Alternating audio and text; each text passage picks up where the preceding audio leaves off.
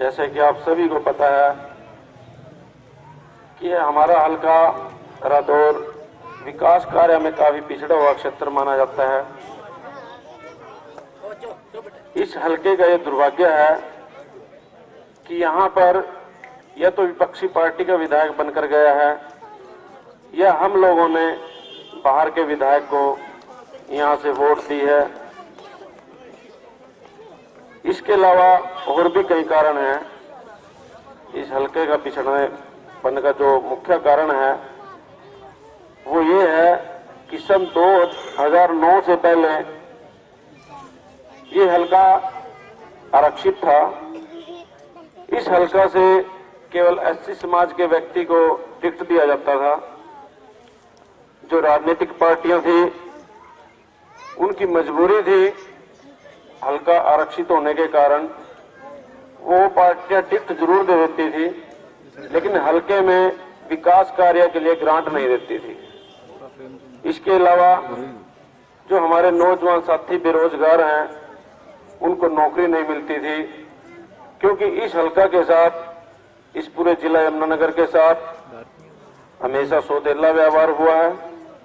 अगर हमारे हल्का में 100 व्यक्तियों की वैकेंसी आती थी तो हमारे हल्का से केवल 10 लड़कों को नौकरी दी जाती थी, 90 लड़के रोहतक हिसार के लगाए जाते थे। इसी प्रकार विकास कार्यों में, ग्रांट में हम लोगों के साथ सौदेला व्यवहार हुआ है। 30-35 साल हो गए हमारे हल्का में कोई विकास कार्य नहीं हुआ। आज तक जो भी नेता गया, सभी नेताओं ने केवल अपनी स्वार्थ की राजनीति करी है। नेताओं की चापलूसी करने के लिए कभी भी हमारे हल्का की आवाज विधानसभा या संसद में नहीं रखी। आप सभी को पता है कि हम सभी हल्का वासियों ने माननीय नवीन जिंदल जी को अपने क्षेत्र से 10 साल पहले एमपी बनाया था, और हम लोगों की एक सोच थी कि संसद साहब एक राजा आदमी हैं, सक्षम परिवार से हैं, इस हल्का में फैक्ट्री कारखाने लगाएंगे, हमारे हल्का में विकास कार्य करवाएंगे। उनको हमने जिताकर संसद में भेजा, और माननीय संसद साहब ने हम लोगों से वादे भी करे थे कि मैं कुरुक्षेत्र से लेकर यमुनानगर तक 4 लाइन बनवा दूंगा, कुरुक्षेत्र से लेकर यमुनानगर तक रेलवे लाइन बिछवाऊंगा, रादौर में बस स्टैंड की स्थापना करवाऊंगा, बच्चों के लिए स्टेडियम बनवाऊंगा, जो बहन बेटियां कुरुक्षेत्र या यमुनानगर पढ़ने जाती हैं उनके लिए कॉलेज बनवाऊंगा।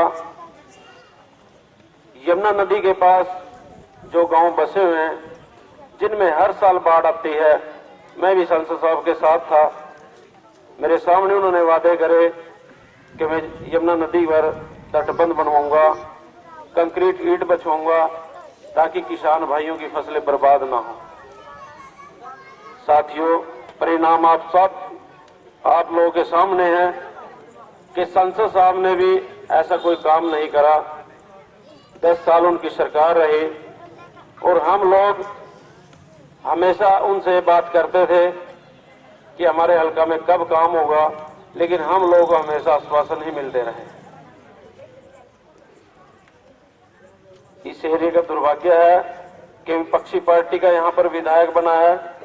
15 साल से ओम प्रकाश चौटाला जी का विधायक यहाँ से बनकर गया है। आप सभी को पता है कि ओम प्रकाश चौटाला जी से पहले चौधरी बंसीलाल जी की सरकार थी, और जब चौधरी बंसीलाल जी ने हरियाणा में शराब बंद करी थी, मेरे बुजुर्गों को इस बात का अच्छे से पता होगा कि शराब बंद करने से सरकार को एक बहुत बड़ा नुकसान उठाना पड़ रहा था। तो चौधरी बंसीलाल जी ने उस नुकसान को पूरा करने के लिए कुछ टैक्स लगाए थे, डेवलपमेंट चार्ज लगाए थे, और भी कई चीजों पे टैक्स लगाए थे, इसके बाद चौधरी बंसीलाल जी ने शराब खोल दी गई थी, परंतु जो टैक्स लगाए थे हम लोगों के ऊपर वो टैक्स वापस नहीं लिए गए, ये सभी को पता है। इसके बाद चौधरी ओम प्रकाश चौटाला जी आए, उन्होंने आते ही चुंगियों को खत्म किया। उन चुंगियों से जो पैसा इकट्ठा होता था उससे हमारे गलियां बनती थी, सड़कें बनती थी, काफी विकास कार्य होते थे। और चुंगियों पर 3-4 आदमी जो है हमारे 4th क्लास श्रेणी में कर्मचारी काम करते थे। ओम प्रकाश चौटाला जी ने चुंगियां खत्म करके किसको फायदा पहुंचाया था? उन पूंजीपतियों को फायदा पहुंचाया था जिनके हजारों ट्रक डेली निकलते हैं, शुगर मिल है, इज्जत है, इस प्रकार के पूंजीपति लोगों को उन चुंगियों का फायदा पहुंचा था। आपको इस चीज का अच्छे से पता होगा भी आप लोगों के या गरीब लोगों के कितने ट्रक निकलते हैं साल में, 2 साल में, कभी ना कभी कोई अगर सामान मंगा लिया तो उससे कोई ज्यादा फर्क नहीं पड़ता। तो कुल मिलाकर इसके बाद कांग्रेस सरकार आई, उसका भी आप सभी को पता है कि कितने बड़े बड़े घोटाले कांग्रेस सरकार में हुए। जब देश में भ्रष्टाचार चरम सीमा पर था, पूरा देश भ्रष्टाचार की आग में सुलग रहा था और महंगाई की मार हर आदमी झेल रहा था, तो एक समाज सेवी अन्ना हजारे जी, जिन्होंने दिल्ली में एक आंदोलन किया था, उन्होंने भ्रष्टाचार के खिलाफ अनशन शुरू किया और इस पूरे भारतवर्ष की जनता ने इकट्ठा होकर उनका साथ दिया। हर गांव से, हर शहर से कमेटियां गठित हुई और भ्रष्टाचार के खिलाफ सभी लोगों ने अपनी आवाज बुलंद करी, क्योंकि आज ये आधुनिक युग है। इस आधुनिक युग में आज का जो पढ़ा लिखा युवक है अच्छी प्रकार से समझता है कि क्या सही है, क्या गलत है। आज से 40-50 साल पहले जो राजनीति थी, उस टाइम हमें राजनीति का ज्ञान नहीं था और हम बिना सोचे समझे किसी भी उम्मीदवार को वोट दे देते थे और ये समझते थे कि वोट देना तो एक सरकारी काम है। इसके बाद 20-25 साल पहले फिर परिवर्तन हुआ। हमारे समाज में कुछ लोग पढ़े लिखे आए, लेकिन उन लोगों ने हम लोगों के अलग अलग टुकड़े करने की कोशिश करी। एक जाति समीकरण हम लोगों के बीच में पैदा कर दिया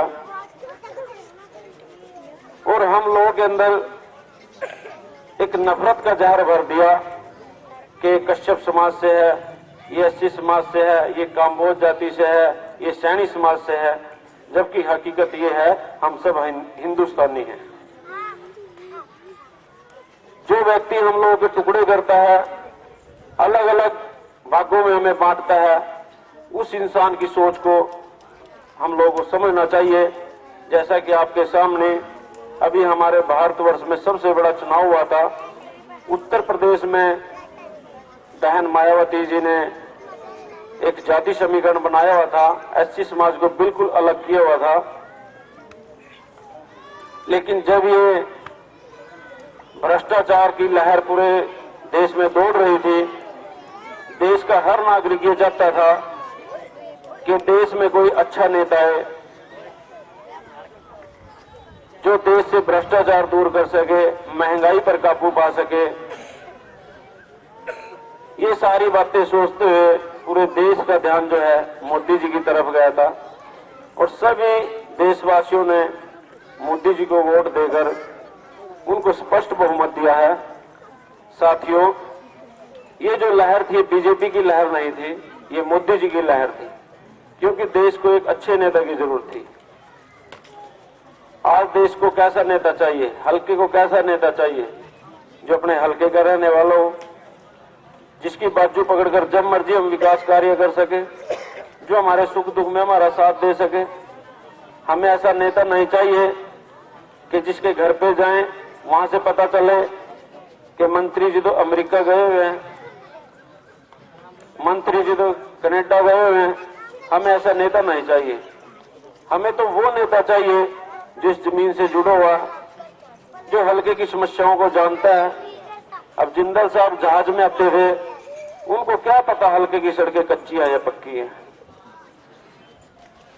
उन्होंने बुजुर्गों को आंखों के लिए कैंप लगाए, चश्मे बांटे।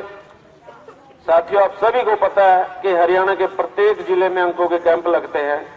जो लोग सक्षम हैं, अच्छे परिवार से हैं, पैसा है, दान पुण्य करना चाहते हैं या सामाजिक संगठन है, वो लोग जो है हमेशा कोई ना कोई आंखों का कैंप लगाते रहते हैं। लेकिन वो लोग हमारी सड़कें नहीं बनवा सकते, हमारे बच्चों को नौकरी नहीं लगवा सकते या विकास कार्य नहीं करवा सकते। इसलिए संसद महोदय ने जो काम उनके थे वो नहीं करे। सस्ती लोकप्रियता हासिल करने के लिए उन्होंने कुछ पार्कों को दुरुस्त करके उन पर अपने पिताजी का नाम प्लेट लगा दिया। आप सभी को पता है भी उन पार्कों से किस गरीब आदमी को फायदा होता है। तो आज की जो राजनीति है ये आधुनिक युग है। आज हर वोटर समझदार है, सभी को पता है कि क्या सही है क्या गलत है। 25 साल पहले जो हम लोगों ने वोट करी थी, उस वोट के कारण भ्रष्ट लोग राजनीति में चले गए थे, क्योंकि हम लोग केवल निशान को ढूंढते थे, निशान पर हम मोहर लगा देते थे। हमें ये नहीं पता होता था कि हमारे मंत्री जी बाहर के हैं या कहां से हैं, अपराधी प्रवृत्ति के हैं, किस प्रकार के हैं। तो जैसे ही अपराधी प्रवृत्ति के लोग संसद में गए, उन लोगों ने जो है दोनों हाथों से देश का पैसा लूटना शुरू करा, जिसकी वजह से आज ये महंगाई की मार हर इंसान को झेलनी पड़ रही है।